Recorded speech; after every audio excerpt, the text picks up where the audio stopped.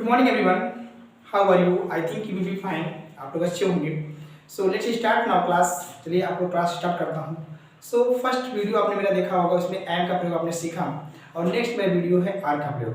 तो देखिए आइए चलते हैं, हम लोग चलते हैं आगे। आर का प्रयोग जिसमें आप लोग को चल रहा है वर्ब टू बी। ये वर्ब टू बी क्या है? बिना क्रिया के वाक्य, जहाँ पे हंसना, खेलना, बोलना, पढ़ना, लिखना, ये सब क्रियाएं होती है कि इसमें नहीं आती। इसमें क्या आता है? नाउन और प्रोनाउन। जैसे आपने एम का प्रयोग सीखा, एम के प्रयोग में आपने ये सीखा कि एम मतलब हूँ होता है और आई के साथ हम एम का प्रयोग करते हैं, राइट। नेक्स्ट आपको बता रहा हूँ आपको आर का प्रयोग। देखिए बहुत ध्यान से समझिएगा इसको आप लोग। ए आर ई, ये मैंने आर लिखा है इंग्लिश में, राइट। और हिंदी में क्या होता है इसी का? हो या है। ध्यान देखिए, वेरी वेरी सिंपल है। देखिए मेरा जो भी, देखिए ट्रेनर जो होता है, ट्रेनर का मतलब होता है सिखाने वाला। तो मैं बस सिखा रहा हूँ आपको। इंग्लिश एक लैंग्वेज में पहले बता दिया आपको, और जिस प्रकार से आज तक आपको हिंदी को नहीं सिखाया, आपने हिंदी को सुना और बोला, उसी प्रकार से आपकी इंग्लिश है, बस सुनिए और देखिए और बोलिए। तो यहाँ देखिए मैंने यहाँ पर लिखा हिंदी, इंग्लिश में लिखा मैंने आर, और हिंदी में बोल रहा हूँ या है। हिंदी में हम बोल रहे हैं हो या हैं, और इंग्लिश में क्या बोल रहे हैं? आर बोल रहे हैं। Very simple. अब देखिए आर का प्रयोग हम करते कहाँ? आर का प्रयोग हम करते हैं जब आता है यू वी दे। कहाँ करते हैं? यू वी दे। यू की स्पेलिंग वाई ओ यू, और वी की स्पेलिंग डब्ल्यू ई, और दे की spelling T H U I. You मतलब होता है तुम या आप, और वी मतलब हम या हमें, और दे मतलब वे या उन्हें, राइट। जब यहाँ पे यू वी दे या plural P L U R A L यानी बहुवचन, जब यू वी दे और प्लूरल, तो वहाँ पे हम किसका प्रयोग करते हैं? आर का प्रयोग करते हैं। कंफर्म हुआ?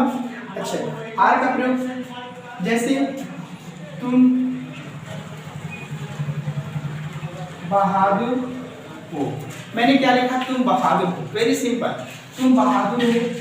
यू, अब शुरू करते हैं हमेशा पीछे से। इंग्लिश हमेशा शुरू होती है पीछे से। सेंटेंस कितना बड़ा हो, उस सेंटेंस में अगर प्रीपोजिशन है और कंजक्शन है, यानी कि सेंटेंस में अगर एक सेंटेंस के बाद दूसरा सेंटेंस है, उसके बीच में क्या, किए, क्यों, की और की और तब ऐसा कर दिया है, तो सेंटेंस के बीच में तोड़ दिया हो, तो दो सेंटेंस बनने के बाद तो उसके बाद दो सेंटेंस बनेगा, राइट। अगर वहाँ पे वर्ब दिया है, सॉरी वर्ब कह रहा हूँ, अगर उसके बाद नाउन या प्रोनाउन कुछ और दिया है, या कोई वर्ड दिया है, कोई शब्द दिया है, तो उसकी पहले सेंटेंस बनने के बाद तब उसके बाद बनेगा। उसी प्रकार देखिए आपके सामने सिंपल सेंटेंस है, छोटा सेंटेंस है, तुम बहादुर हो। क्योंकि मैं छोटा क्यों समझा रहा हूँ? क्योंकि आपको ही पता है कि अगर हमें कदम बढ़ाना है तो पहला कदम हम, अगर मान लीजिए सपोज दैट मंदिर है और मंदिर के ऊपर दर्शन करने जाना है, तो पहला कदम हम अपने सीढ़ी बढ़ाएंगे, जो पहली सीढ़ी है।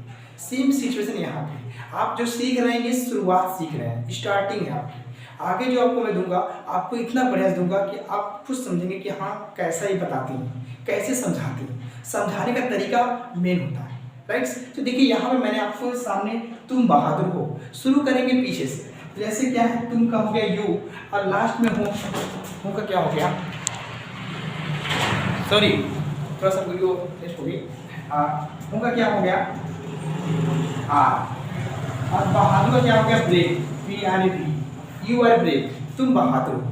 अगर मैं बताऊंगा आपको तो मैं शुरू कहाँ से किया? पीछे से। जैसे कि तुम का यू हुआ, लास्ट में आपके देखा जाए तो हो है, हो का आर हो गया, और बहादुर का ब्रेव हो गया। कंफर्म हो गया? अगर मैं कह रहा हूँ आपके सामने, अगर इंग्लिश लिखा हुआ है और उसका हिंदी निकालना है तो कैसे निकालेंगे वो देखिए। जैसे आप हिंदी बना रहे हैं पीछे से, उसी प्रकार इंग्लिश को भी आप निकालेंगे पीछे से। बस आपको वर्ड मीनिंग आना चाहिए। वर्ड मीनिंग में इंपॉर्टेंस है। वर्ड मीनिंग अगर नॉलेज आपके पास है तो आपको बोलने में और पढ़ने में कोई दिक्कत नहीं होगी। इसलिए वर्ड मीनिंग को हमेशा याद करना पड़ेगा आपको। लर्न कैसे किया जाए वर्ड मीनिंग को? रट्टा मत मारिए वर्ड मीनिंग का। वर्ड मीनिंग का फिगर बना लीजिए। जैसे बहादुर, तो यानी कोई व्यक्ति है वो बहुत बहादुर है, बहुत शक्तिशाली है, हमने उसको बोला बहुत ब्रेव है, बहुत बहादुर है। किसी व्यक्ति को हमने देखा तो दिमाग में फिगर क्या बन गया? वो बहुत बहादुर है, वो बहुत ब्रेव है, राइट। तो उसी प्रकार से देखिए, अब यहाँ पे इंग्लिश लिखा हुआ है और उसका निकालना आपको है हिंदी, तो कैसे निकालेंगे? जैसे आपने हिंदी को इंग्लिश बनाया, उसी प्रकार आप इंग्लिश का हिंदी बनाएंगे। जैसे तुम है यानी यू है, तो वहाँ पे आपने तुम लिखा। अब इसको भी शुरू करेंगे पीछे से, तो पीछे से क्या है? बहादुर, ब्रेव, बहादुर। बगल में क्या है? उसके आर है, तो क्या हो गया? हो, यू आर ब्रेव। आ गया समझ में? Very simple. देखिए तुम बहादुर हो, यू आर ब्रेव, ठीक। हम अच्छे हैं, हम की इंग्लिश क्या होती है, वी होती है। हम अच्छे हैं, वी आर गुड। वे अच्छे हैं, किसी को हम कह रहे हैं वे अच्छे हैं, कई लोग, तो वे अच्छे हैं, दे आर गुड। प्लूरल, जब एक से अधिक हो वहां पे प्लूरल आता है, बहुवचन होता है। जैसे रमेश और सुरेश अच्छे हैं, तो Ramesh and Suresh are good. Ramesh and Suresh are good. Confirm हो गया। ये आपका था आर का प्रयोग, ये था सिंपल सेंटेंस। इसी के बाद आपका था नेगेटिव, नकारात्मक वाक्य, यानी कि अगर वाक्य है उसी के बीच में नहीं आ गया, नहीं शब्द आ गया, तो क्या करेंगे, कुछ करेंगे नहीं, बस आर के बाद नॉट लगा देंगे। जैसे इसी सेंटेंस को मैं दे रहा हूं आपके सामने, तुम बहादुर नहीं हो, तुम बहादुर नहीं हो, तो क्या होगा, यू आर नॉट ब्रेव। है simple, you are not brave. हम घर पर नहीं हैं, हम घर पर नहीं हैं। We are not at home.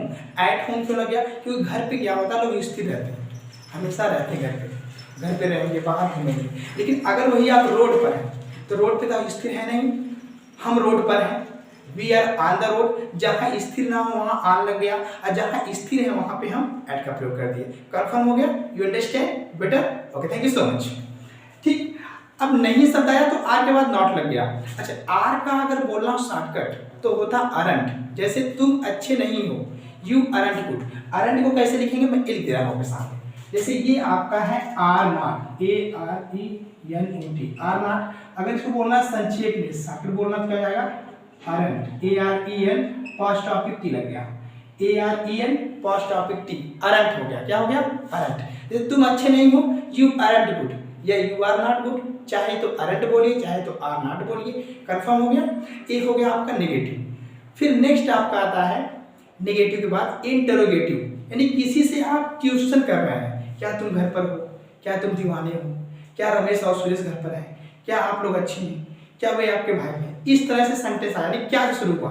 तो जब क्या से शुरू हो तो वहां व्हाट का प्रयोग नहीं करेंगे।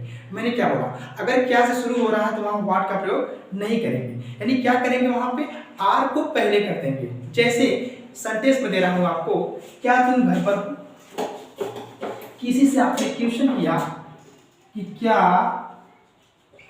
तुम घर पर हो, क्वेश्चन मार्क लगाएंगे लास्ट में, अंडरस्टैंड, ओके। क्या तुम घर पर हो, क्या आया पहले, आर, सब्जेक्ट लेंगे यू, अब पर के लिए क्या लगाएंगे, at, preposition, are you at home, क्या तुम घर पर हो।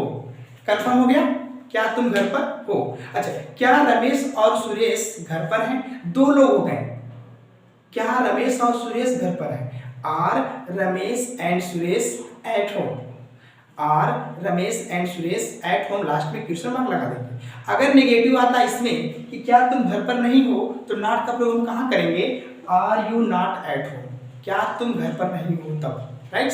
कंफर्म हो गया। ये आपका हो गया इंट्रोगेटिव। नेक्स्ट आपका आता है इंट्रोगेटिव प्लस नेगेटिव, जिसको बोलते हैं double helping verb, sorry double interrogative sentence, जिसको हम क्या बोलते हैं, डबल इंट्रोगेटिव सेंटेंस, यानी कि इंट्रोगेटिव प्लस नेगेटिव। इसमें क्या होता है कि वाक्य कितना बड़ा, ठीक है, वाक्य अगर आपका लंबा है, उस वाक्य के बीच में क्या, क्यों, कहाँ, कैसे आ गया, जिसको बोलते हैं क्वेश्चन वर्ड। व्हाट मीन्स क्या, वाई मीन्स क्यों, वेयर मीन्स कहाँ, हाउ मीन्स कैसे, हुज मीन्स किसका किसकी। अगर ये वाक्य के बीच में आता है तो सबसे पहले हम इसी को उठा लेंगे सेंटेंस में से, राइट। जैसे मैं सेंटेंस आपको दे रहा हूँ, आपके सामने लिख रहा हूँ। जैसे मैंने बोला तुम कहाँ हो, तुम कहाँ हो, सिंपल सेंटेंस है, वेरी इजी, बस ओनली अंडरस्टैंड नाउ। पढ़िए मत, समझिए, समझेंगे तो लाइफ में भूलेंगे नहीं, अब पढ़ेंगे तो पढ़ते रट्टा मारते रहेंगे। इसलिए कहा गया कि हमेशा हर चीज़ को समझा जाता है, क्योंकि कोई भी चीज़ हो, हम अगर किसी व्यक्ति से बहुत दिनों बाद मिल रहे हैं, अगर उस व्यक्ति को हमने देखा तो हमारे दिमाग में उसका फिगर बन गया, राइट। हम अगर भूलेंगे तभी बार हम कह देंगे यार कहीं आपको मैंने देखा है, क्योंकि दिमाग में हमेशा फिगर बन गया। इसलिए कहा गया कोई भी चीज़ अगर आपकी घटना घटी है तो कभी भूलेंगे नहीं, आप कभी नहीं भूलेंगे, क्योंकि वो घटना आपके दिमाग में बैठी है। इसलिए कहा जाता है हमेशा फिगर जो है, फिगर बना के याद करिए आप। देखिए आप, तुम कहाँ हो, बीच में आया कहाँ, तो कहाँ की अंग्रेजी क्या हो गई, वेयर, WHERE, वेयर हुआ। अब क्या लगाएंगे, तुम है तो क्या लग गया, आर, वेयर आर यू, है ना, तुम कहाँ हो। Simple sentence. तो मैंने आपको सिखाया इसी में affirmative, negative, interrogative plus negative, यानी सिंपल वाक्य और नहीं शब्द और क्या से शुरू हो रहा है पहले कैसे बनाएंगे, अगर बीच में क्या क्यों कहा है तो कैसे बनाएंगे। ये था आपका आर का प्रयोग। आपने इज का प्रयोग, सॉरी आपने एंड का प्रयोग देखा और आपने आर का प्रयोग देखा। कल आपको फिर मिलेगा वीडियो जो मिलेगा वो एंड का प्रयोग। ये पढ़ाने के बाद मैं आपको बताऊंगा सेंटेंस लंबा हो तो कैसे हम उसको बनाते हैं, और इस तरह से आप अंग्रेजी बोलना भी सीख जाएंगे और आप अंग्रेजी में कैसे लिखा जाए, कैसे सेंटेंस को बनाया जाए, ये सारी चीज़ें आप सीख जाएंगे। सो मुझे लग रहा है कि आप लोग को ये वीडियो समझ में आ रही होगी, आप लोग समझ भी रहे होंगे, अच्छे समझ रहे होंगे।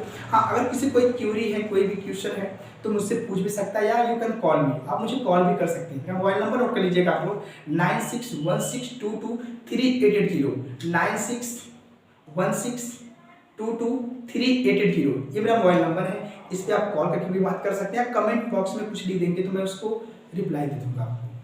सो फिर मैं मिलूंगा आप लोग से। Thank you so much, wish you all the best, see you, bye bye, have a nice day, thank you so much.